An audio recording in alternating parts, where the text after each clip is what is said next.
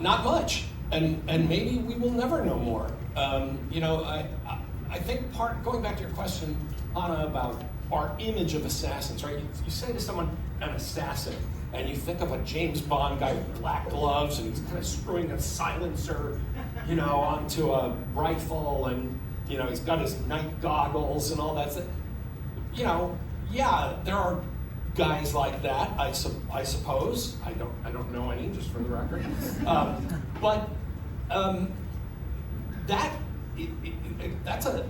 That helps us to kind of comprehend this, because that's a person with a history and a paycheck and a record, the Jackal, right? Mm-hmm. Like Carlos the Jackal, famous assassin.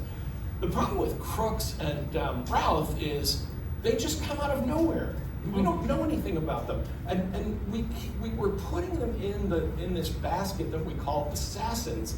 When I would argue they are just part of the general trend we've seen of mass killers, of school shooters, of people who attack public places. We're probably never going to know what Thomas Crooks was about, in the same way we're never going to know what the guy in Las Vegas was thinking when he opened fire on that concert in Las Vegas. And people say, how can this be? The FBI is not doing its job. There must be a reason. This is the really scary part. Sometimes there might not be a reason, and it might not be a reason you're ever going to know. Tom, I want to remind you of something. You and I work for The Atlantic, and as a result, we are desperate to make meaning of everything. So I want to try for a minute to say, this isn't, I'm exaggerating here, but just roll with me. So let's say we're in an era of a blank slate assassin, a school shooter, an assassin that is not related to anarchy, not an environmental. There are, violent environmental activists. Those people exist, but that we've now had 2 in a row of these assassins that are, like you said, like they lodge in our head more like school shooters than like political assassins. If it's a trend, what does it mean? Like, where does it come from? Well, I did write a piece for The Atlantic called about the Lost Boys. I call them Lost Boys. And I think it tells you that we have these very dangerous people who have kind of become detached from society. They're isolated. I know it's sort of a stereotype, say, a loner, right?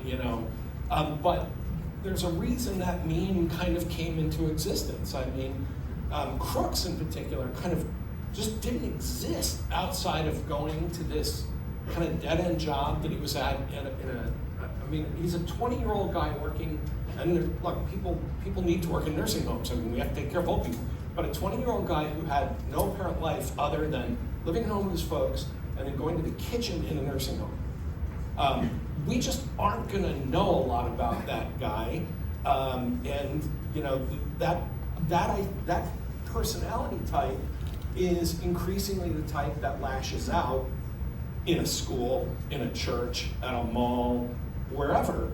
And primarily, I think, and the one thing I think we can divine from what Crooks did by his internet searches is, no one ever noticed me, but they're going to remember me now. Yeah. Like, this is my one shot, and I go down, and I'm remembered. I'm going to kill somebody famous. So that's the motivation. Is just, I guess we can put a name to that. I mean, it is.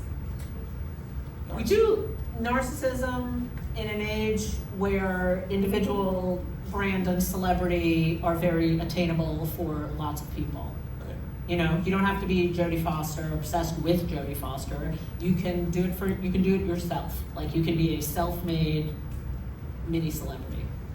Yeah, and I think as well, because kind of where I thought you might be going, but it's worth pointing out. And also in an era, and I say era, period, basically since like the 70s, of where the barriers to entry to celebrityness or celebritydom are so low that you have a lot of people who now say, why not me? How did everybody else? Why does everybody else seem famous or happy or have a girlfriend or a cool job?